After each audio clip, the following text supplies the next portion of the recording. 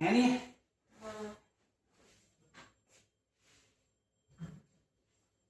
अब तेरे को ये समझ में आ गया law of demand, law of supply क्या है? बोल। हाँ एग्जॉस्ट तो नहीं हो रही? नहीं।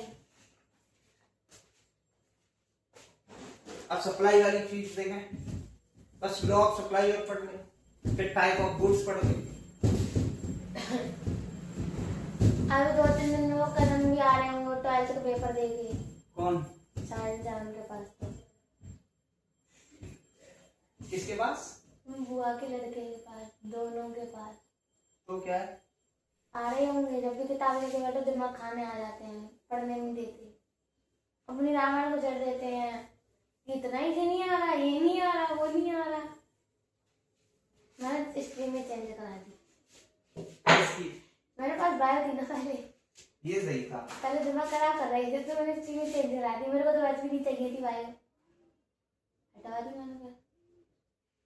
पिछली बार आए थे ना, वही कह रहे थे मेरा नोट्स बहुत बढ़िया बन रहे हैं, ऐसे हैं, तेरे तो अभी बने भी नहीं है, ये हुआ। मैंने की स्ट्रीम में हटा पढ़ लो तुम।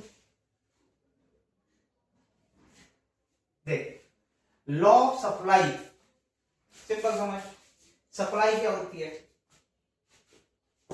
बेचना।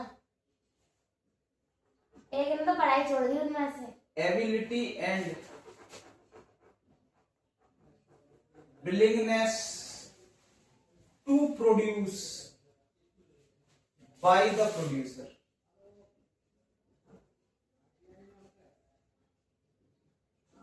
देख, एक मार्केट है, उस मार्केट में क्या लगा है? बेसिकली कोई ना कोई डिमांड आई, और उस डिमांड के बाद में जो प्रोड्यूसर होगा वो सप्लाई करेगा।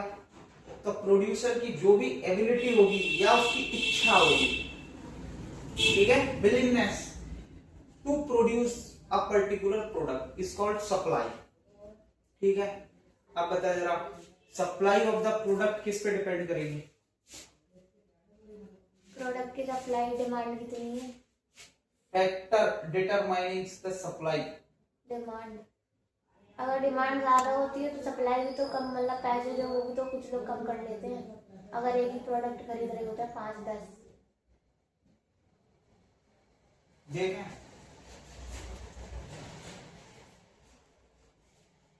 अब तेरे को बिजनेसमैन बन के सोचना है, ठीक है? बिजनेसमैन बन के सोच। The price of the product,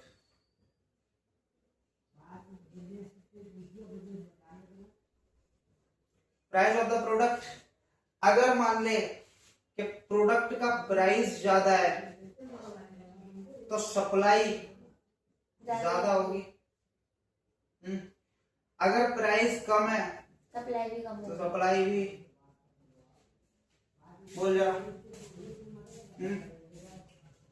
वही, अगर सामान अगर प्राइस ही कम है तो बेचेगा ही नहीं, बहुत मना कर देगा। दूसरा, price of the related good,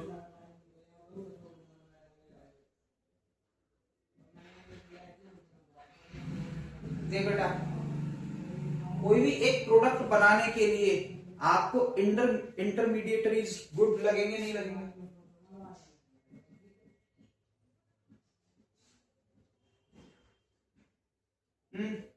raw material लगेगा, बोल।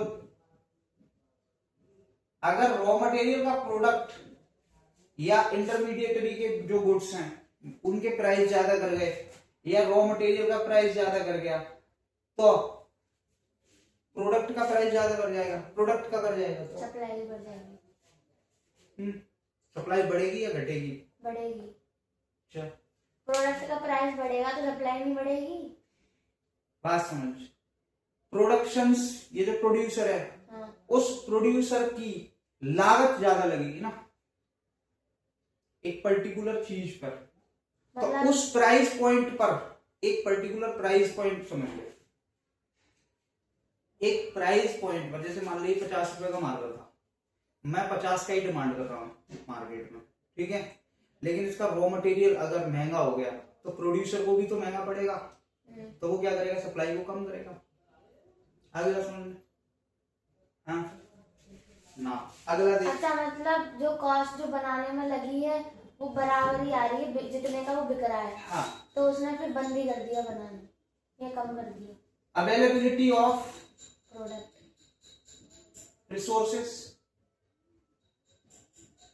रिसोर्सेज ही नहीं है लोगों के पास में, जैसे टेक्नोलॉजी नहीं है, स्किल नहीं है, स्किल्ड लेबर,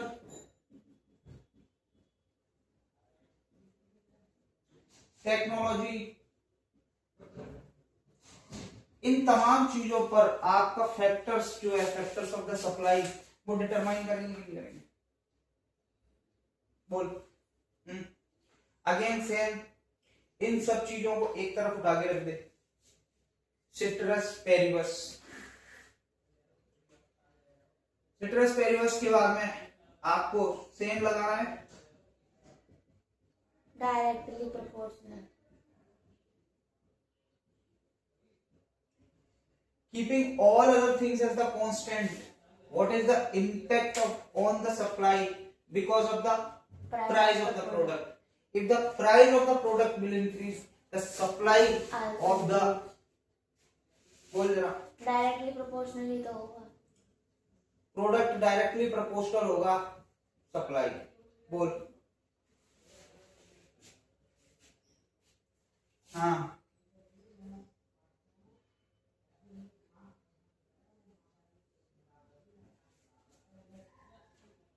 ठीक है, आगे बढ़ो। Now will see the graph. नहीं बना दो ना ग्राफ, साइड में नीचे। दो ग्राफ, ये वाली बात आ गई समझ में? हाँ। सर साइड तो हट जाया करना। ले, ऐसे डाल दोगे आप ये वीडियो? और क्या? मेरी आवाज नहीं जाएगी ना? नहीं आएगी, वैसे भी उसको व्यूज नहीं आते, कोई नहीं देखता। ला, आगे जाओ। हाँ सर, मान लो अगर मेरे अच्छे नंबर आ गए तो सब देख लेंगे। मेरे साथ साथ आप भी पॉपुलर हो जाओगे। मेहनत नहीं कर रहा हूँ इस पे। तभी तो कह रही हूँ। हाँ, तो मेहनत तो मैं भी करूंगा। मैं अगर पढ़ूंगी तो पेपर में लिख के क्या आऊंगी? पेपर में नहीं लिखे तो फिर क्या होगा? यही तो कह रहा हूँ। वाह, इसको अपना दिख रहा है। हाँ, देख मेरी बात सुन। लॉ ऑफ सप्लाई क्या कह रहा है? लॉ ऑफ सप्लाई ये कह रहा है कि if price increase, supply increase, अगर प्राइस डिक्रीज, सप्लाई डिक्रीज। यही बात है। जब कभी भी इनवर्सली प्रोपोर्शनल का फिगर बनेगा तो कैसा बनता है? ऐसा या ऐसा। ठीक है, दोनों एक ही बात है, बराबर है। ठीक है। ऑल्दो दोनों एक ही बात नहीं है, इसमें कुछ कुछ इरेगुलरिटी हमने मिक्स कर दी है, इसमें हमने बिल्कुल उस वाले हिसाब से चले। ये तो हुआ ना, प्राइस बढ़ रहा है सप्लाई बढ़ रही है, सप्लाई घट रहा है सप्लाई घट रही है। ये ऐसे तो बनता है ये वाला, नीचे से हल्का सा कर दूंगी।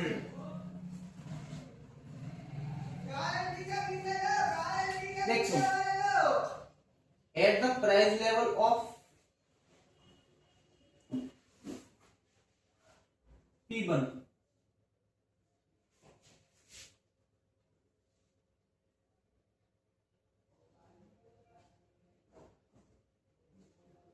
देख जरा, QS1 ज्यादा, प्राइस मैंने कम कर दिया, मान ले यहाँ P2 पे आ गया।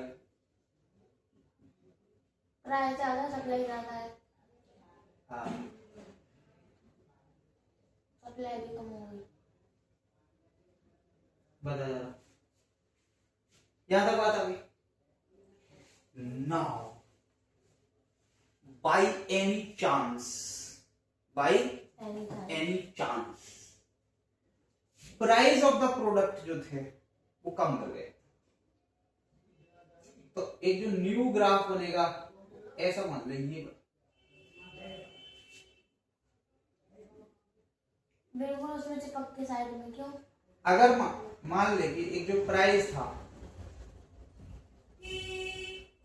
ठीक है, प्राइस था वो कम कर गया, ठीक है। हाँ, बिकॉज प्राइस जो है वो कम किया, तो ये जो ग्राफ है वो इनवर्ड क्या कर गया, मूव कर गया। यही ग्राफ मूव करेगा ना। ठीक है। अब देख, अगर सेम प्राइस पॉइंट पर सप्लाई कम हो जाएगी, नहीं हो जाएगी?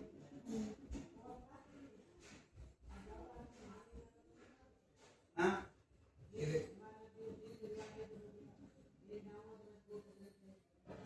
अगर प्राइस जो है वो कर जाए ऊपर, स्ट्रेट हो जाएगा कुछ ऐसे। तो मार्केट में ये आउटवर्ड रुक देगा। ऐसे नहीं होगा, ऐसे।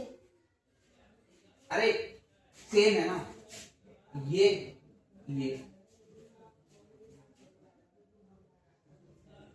तो दो ग्राफ क्यों बने हैं, समझ ही नहीं आ रहा। अरे इन दोनों का कहने का मतलब सेम ही है।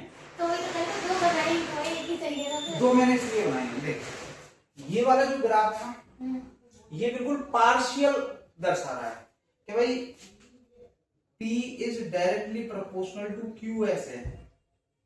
लेकिन अगर तू व्यवहारिक बात सोच ले, प्रैक्टिकल बात, बिल्कुल, तो क्या ये ऐसा हो सकता है कि P जो है वो बढ़ेगा तो QS भी बढ़ेगा? ऐसा भी हो सकता है प्राइस बढ़ रहा हो बिकॉज ऑफ द सीजन। हमने दूसरी चीजों को क्या किया है, एक्सक्लूड कर दिया था। हमने देखा था फैक्टर्स जो डिटरमाइन कर रहे थे सप्लाई को, वो हमने अलग कर दिए, ठीक है। लेकिन ऐसा हो थोड़ा ना सकता है कि भाई पर्टिकुलरली खत्म ही हो जाए। जैसे मान ले कोल्ड ड्रिंक की बात आई, ठीक है, तो कोल्ड ड्रिंक का ऐसे जरूरी है कि जो प्राइस लेवल है जहां पे एक सीजन आएगा तो बिल्कुल जीरो हो जाएगी सप्लाई उसकी? नहीं होती ना, लोग तब भी पीते हैं, गर्मियों में लोग चाय नहीं पीते। तो ये वाला जो ग्राफ है वो उन तमाम इरेगुलरिटीज को साथ में लेकर के आया है। ये वाला जो ग्राफ है उन इरेगुलरिटीज को इंक्लूड कर रहा है कि भाई ऐसा हो सकता है कभी। तो whenever the price of the product increase करेंगे, डिक्रीज करेंगे, तो क्या कर जाएगा, जो ग्राफ है वो इनवर्ट शिफ्ट करेगा, और प्राइस अगर इंक्रीज करेगा तो वो आउटवर्ड शिफ्ट कर जाएगा। दैट मीन, इसका मतलब समझ, अगर price of the product is increasing, sorry decrease किए, ठीक है, तो प्राइस लेवल तो सेम रहेगा, लेकिन मार्केट में जो सप्लाई है, जो प्रोडक्ट लेकर प्रोड्यूसर लेकर के आएगा, उस प्राइस लेवल की जो सप्लाई है मार्केट में वो कम हो जाएगी। ये इसका कहने का मतलब ये है। नहीं, ये बात समझ में? समझ गई। हाँ, प्राइस अगर घटेगा तो सप्लाई भी घट जाएगी, ठीक है। ये क्या है, शिफ्टिंग। याद रखना, जब कभी भी प्राइस घटेगा तो जो शिफ्ट है वो अंदर हो जाएगा, और बढ़ेगा तो आउटवर्ड। आगे बात समझ में? Now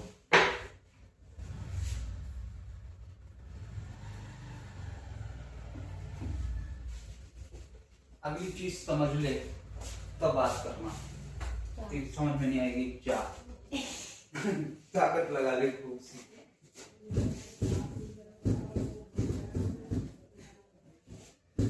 equilibrium and market clearance.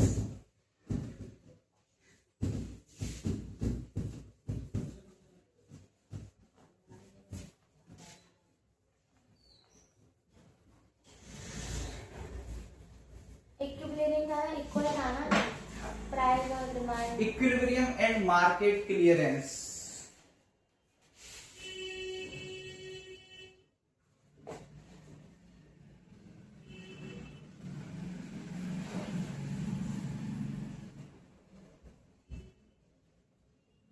एक समझ,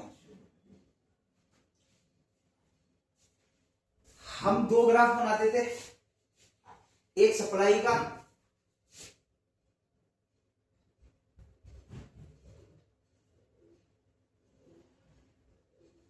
मेरा तो बना दिया है, और एक, अच्छा ये वाला, ये डिमांड का है, ये सप्लाई का है। एक इसका है, ये डिमांड का है और ये सप्लाई का। ठीक है। एक एक यहाँ पर ये कट करा है वो इक्विलिब्रियम में, क्योंकि इक्वल है। ये मान ले क्वांटिटी है और ये प्राइस पॉइंट है, ठीक है। Any given price point, at any given price point, let suppose ये वाला एक प्राइस पॉइंट है P1, ये एक मार्केट थी, उस मार्केट के P1 ग्राफ था, तो P1 ग्राफ को प्राइस पॉइंट पर